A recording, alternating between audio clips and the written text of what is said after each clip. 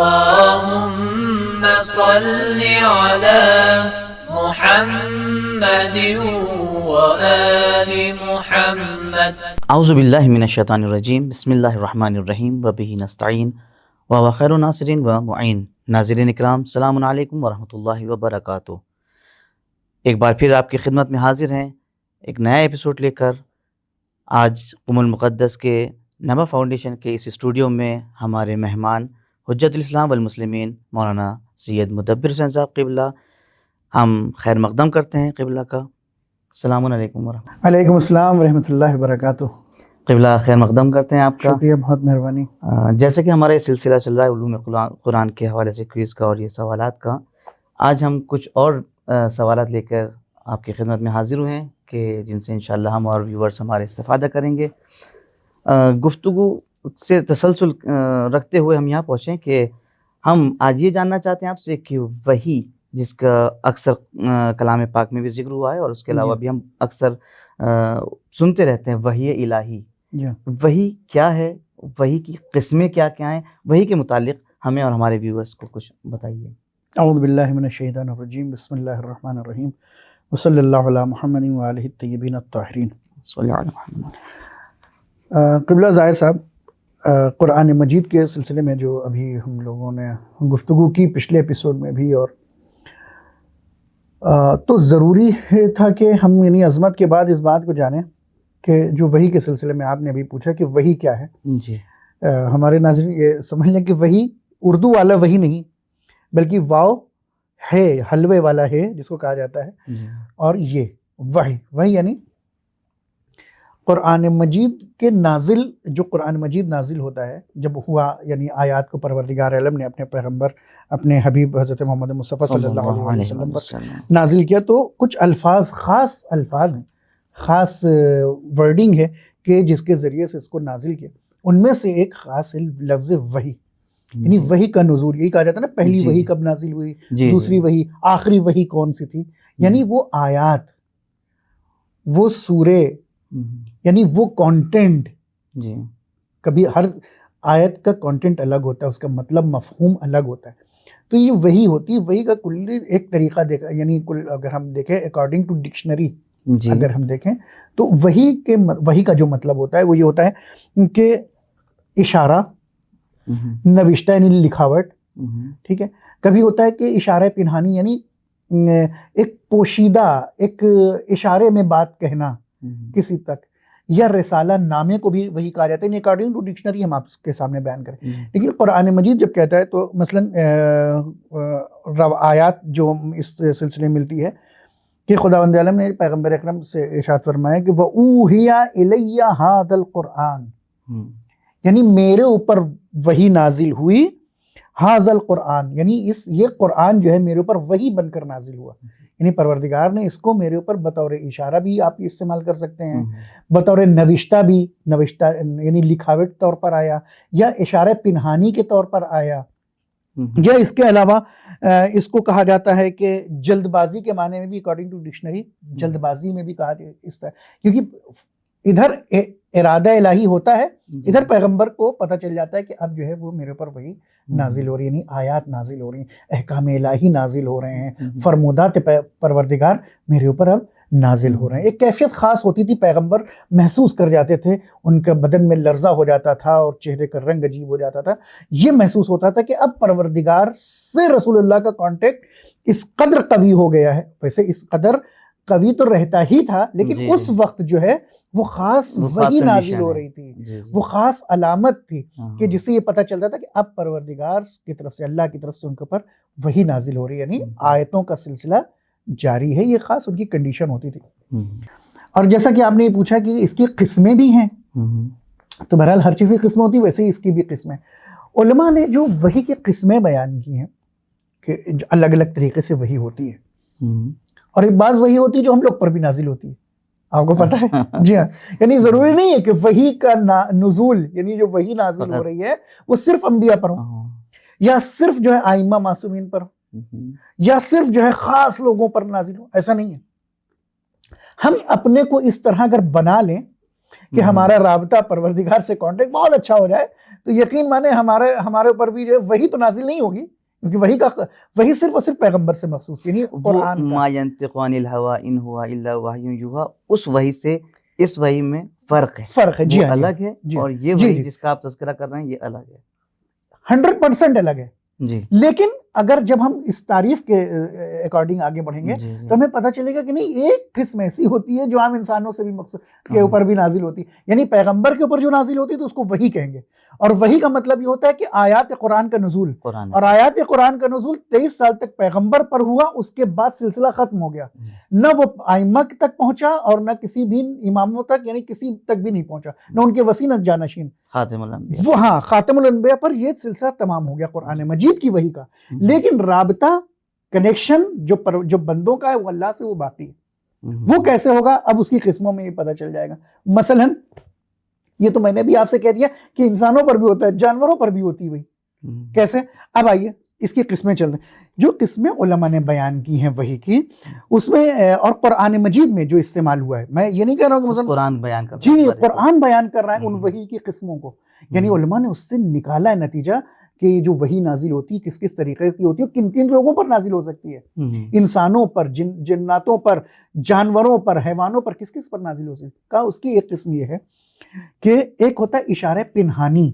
اشارہ پنہانی کا مطلب یہ ہوتا ہے کہ ایک اشارتاً ایک بات کہی جاتی ہے کہ جو پنہان، جو نہا ہوتی ہے، پوشیدہ ہوتی ہے۔ اس کے سلسلے میں قرآن مجید نے ارشاد فرمایا کہ جب جناب زکریا کے سلسلے میں قرآن کہتا ہے کہ فخرج علی قومہ من المحراب، وہ خارج ہوئے کہاں سے؟ محراب، یعنی جہاں عبادت گاہ سے خارج ہوئے اپنے قوم کے پاس، فَأَوْحَا إِلَيْهِمْ، تو انہوں نے اشارہ کیا اپنی قوم کی طرف اور فرمایا ان سبحوہ بکرۃ وعشیہ، کہ تم صبح شام پروردگار کی کیا کرو؟ تسبیح پڑھا کرو، اس کا ذکر کیا کرو، اس کا نام لیا کرو۔ تو یہاں پہ کیا فَأَوْحَا إِلَيْهِمْ، لفظ وہی ہے فَأَوْحَا، یعنی روٹ ورڈ وہی ہے، روٹ ورڈ وہی ہے، یعنی کیا کہا؟ فَأَوْحَا إِلَيْهِمْ، اشارہ کیا، یعنی یہاں ترجمہ جو علماء نے کیا ہے اشارہ پنہانی کی طرف کیا ہے، تو اس کا مطلب یہ ہوا کہ یہ جناب ایک معنی اشارے کے ہیں۔ اب دوسرا کیا ہے؟ یہ ہدایت غریزی۔ ہدایت غریزی کا مطلب کیا ہوتا ہے؟ کہا پروردگار ہر انسان کے اندر، ہر مخلوق کے اندر، چاہے وہ حتیٰ جانور ہی کیوں نہ ہو، اس کے اندر پروردگار ایک ہدایت کا جنبہ رکھتا ہے، ایک ہدایت کا عنصر رکھتا ہے۔ کوئی اس کو جا کے پڑھاتا نہیں کسی جانور کو کہ دیکھو تمہیں جو ہے بل سے نکلنا ہے، اپنے لیے مثلا گھر بنانا ہے، بل بنانا ہے، یا کہ پروردگار مثلا کوئی کسی کو جانور کو نہیں بتاتا ہے کہ کس جانور کو، یعنی کوئی انسان کسی جانور کو نہیں بتایا کہ تم کو بل بنانا ہے، تم کو گھونسلہ بنانا ہے، تم کو پانی میں رہنا ہے، تم کو مثلا کہاں پہ رہنا ہے۔ یہ سب کا سب پروردگار ہر جانور کے اندر، ہر حیوان کے اندر یہ پہلے سے ودیت کر دیتا ہے، اس کو بتا دیتا ہے، سمجھا دیتا ہے کہ تمہیں کہاں کیا کرنا ہے۔ آپ دیکھیں چڑیا کبھی زمین کے اندر گھونسلہ نہیں بنائے گی، وہ ہمیشہ درختوں میں بنائے گی، یا جو چیٹی وغیرہ یا حشرات جو ہوتے ہیں وہ زمین میں ہی رہیں گے زیادہ تر، البتہ وہ پیڑوں میں بھی، درختوں میں بناتے ہیں، لیکن یہ پروردگار نے ہر ایک کے لیے بیان کر دیا۔ اسی لیے اب قرآن مجید میں آپ کہیں گے تو قرآن مجید میں مثال دکھائیے، تو قرآن مجید میں ہدایت غریزی کی جو بہترین مثال ہے علماء نے بیان کی ہے، وہ ہے آپ کی خدمت میں عرض کریں سورہ نحل کی آیت نمبر 68، جہاں کیا ارشاد ہو رہا ہے؟ ارشاد ہو رہا ہے کہ وَأَوْحَا رَبُّكَ إِلَى النَّحْلِ، اور پروردگار نے وحی کی، اوہا، دیکھیں روٹ ورڈ یہاں بھی ہوئی ہے، فَأَوْحَا رَبُّكَ إِلَى النَّحْلِ، نحل کسے کہتے ہیں؟ بی، اس کو بی انگلش میں کہتے ہیں، یعنی مدھو مکھی، شہد کی مکھی۔ شہد کی مکھی کو کیا کیا پروردگار نے؟ شہد کی مکھی کی طرف وہی بھیجی، کیا بھیجی؟ کہ انِتَّخِذِي مِنَ الْجِبَالِ بُيُوتًا، کہ تم پہاڑوں پر اپنا گھر بناؤ۔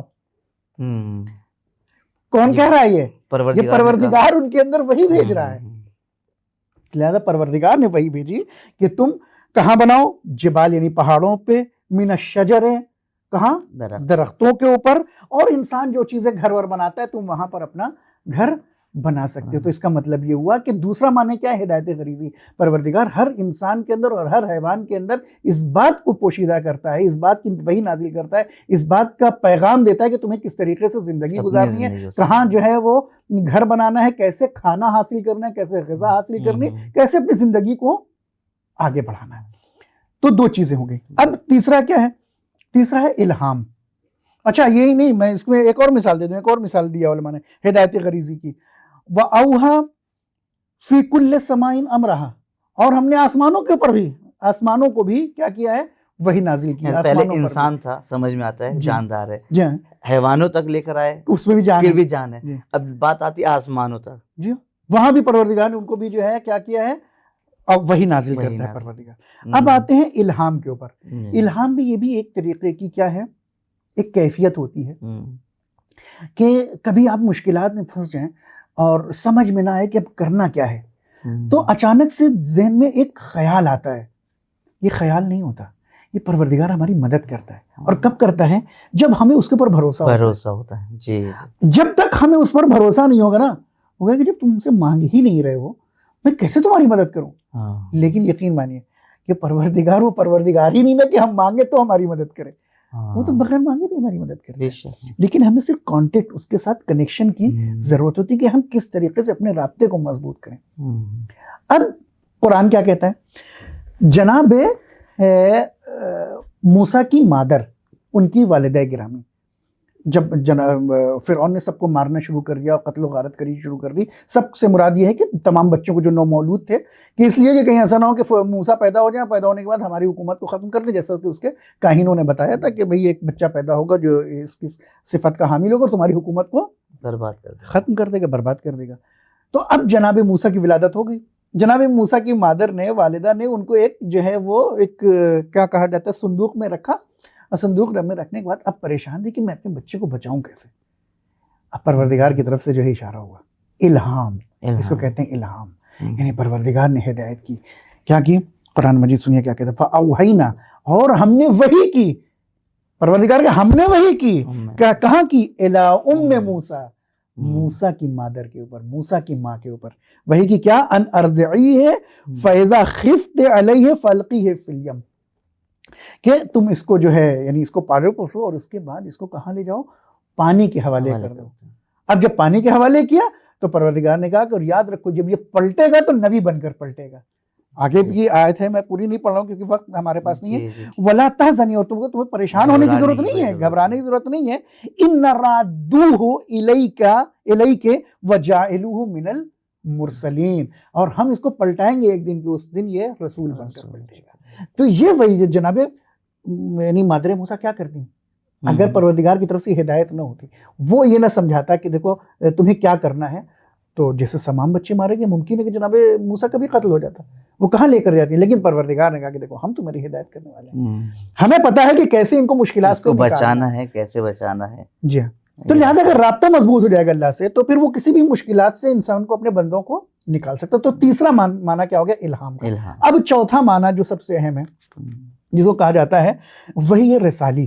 وحی رسالی کا مطلب یہ ہوتا ہے کہ اب پروردگار اپنے کسی خاص نبی کے اوپر اس وحی کو، خاص رسول کے اوپر وحی کو بھیج رہا ہے، اس سے رابطہ کر رہا ہے، اور اس کے اوپر آیتوں کا نزول ہو رہا ہے. اور اس کے تقریباً اس معنی میں، یعنی وحی رسالی کے معنی تقریباً 70 مرتبہ یہ بات قرآن مجید میں آئی ہے. وہ کیا ہے؟ وَكَذَلِكَ أَوْحَيْنَا إِلَيْكَ قُرْآنًا عَرَبِيًّا، اور اسی طریقے سے ہم نے آپ کے اوپر قرآن مجید کو نازل کیا ہے. کس زبان میں؟ عربی زبان میں. عربی زبان کا مطلب ضروری نہیں کہ یہاں پہ عربی کا مطلب زبان ہو، عربی کا مطلب واضح اور روشن. ہم نے قرآن کو آپ کے لیے واضح اور روشن طریقے سے آپ کے اوپر وحی کی ہے. تو اس کا مطلب یہ ہوا کہ اب یہ معنی وحی رسالی کا جو معنی ہے، جو مطلب ہے، جو میننگ ہے، یہ تقریباً 70 مرتبہ آئی ہے. اور یہاں پہ پیغمبر کے اوپر جو ہے وہ دلالت کر رہی ہے کہ پیغمبر کے اوپر جو آئی ہے وہ وحی وہ ہے کہ جس کا سلسلہ صرف پیغمبر کی حیات تک مخصوص ہے، اس کے بعد یہ سلسلہ ختم ہو گیا. تو لہٰذا سمجھ میں آ گیا کہ 4 طریقے سے وحی ہے، جس کو کہا جاتا ہے، سب سے پہلے آپ کی خدمت بیان کیا تھا، وحی یعنی اشارہ پنہانی، ایک دوسرا ہدایت غریزی، تیسرا الہام، اور چوتھا وحی رسالی. یہ اس طریقے سے یہ وحی کی قسمیں بھی ہمارے سامنے ہیں قرآن میں. اچھا، اس کا وحی کا تعلق، جب وحی نازل ہوئی تو رسول خدا نے اپنے بیان کر دیا قرآن کے ذریعے وحی کو. ہم چلتے ہیں کہ قرآن کے اندر یہ پورا قرآن کلام پاک جو ہے یہ کہہ سکتے ہیں پورا وحی کے ذریعے ہوا، مگر اس کے اندر لوگ کہتے ہیں کہ قرآن خود یہ معجزہ ہے، خود اعجاز ہے قرآن.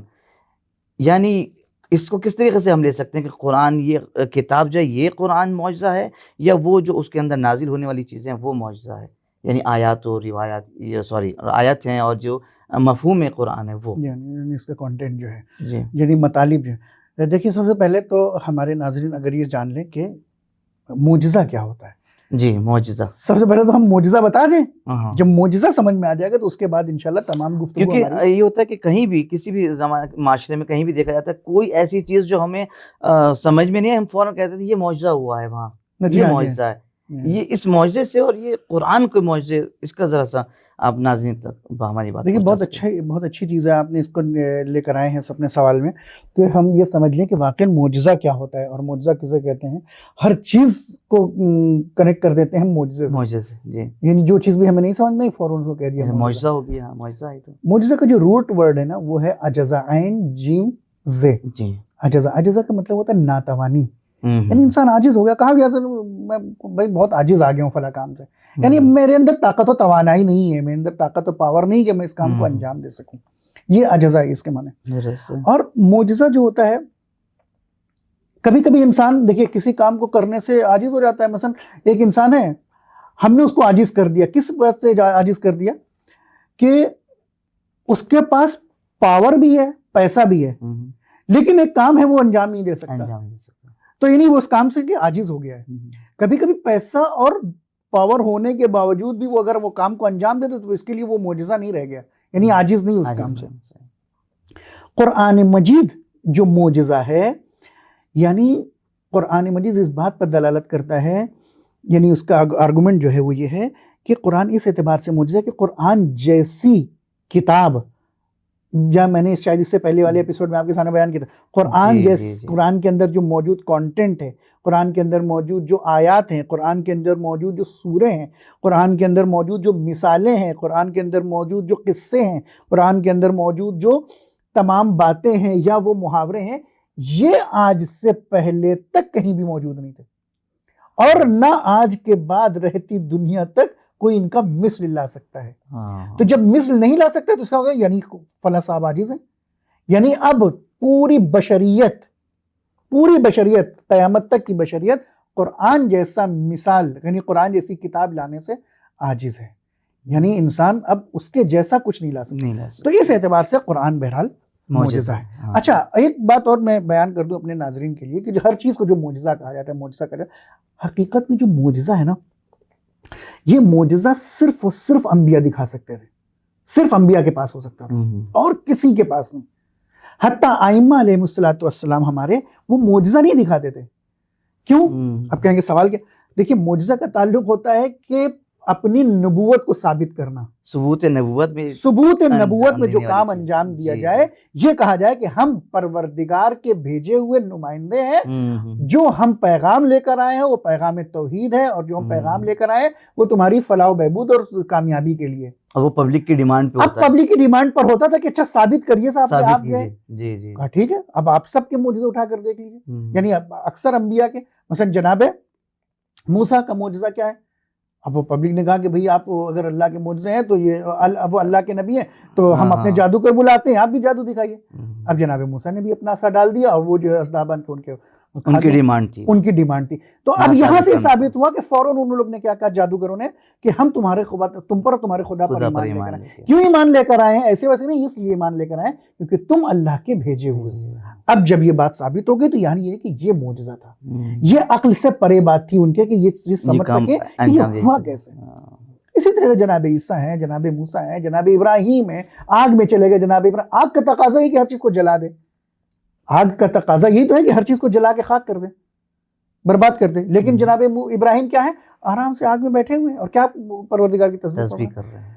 یہاں سے ثابت ہوا کہ اب یہ کوئی عام بشر نہیں ہے بلکہ اللہ. تو بہرحال یہاں سے میرے کہنے کا مقصد بس شارٹلی میں یہ بتا دوں کہ معجزہ کا مطلب یہ. تو اب آتے ہیں کہ قرآن مجید میں جو معجزے بیان ہوئے ہیں اس کی بہت ساری قسمیں ہیں. میں صرف 2 قسمیں یہاں پر بیان کرتا ہوں کہ قرآن، سب سے پہلے اعجاز تو میں نے یہ بتا دیا کہ قرآن کا کوئی مثال نہیں لا سکتا، نہ قرآن، نہ آیات، نہ اس کے سوروں کا کوئی مثال نہیں لا سکتا. ایک چیز یہ ہے اس میں کہ قرآن نے جو بیان کیا، یعنی جو باتیں ہیں قرآن کی، جو کانٹینٹ اس کے اندر موجود ہے، اور جو الفاظ، جو کلمات جو عبارتیں قرآن مجید میں ہیں جس کو کہا جاتا ہے اعجاز بیانی، یعنی جو بیان کیا ہے قرآن مجید نے وہ ایک معجزہ ہے.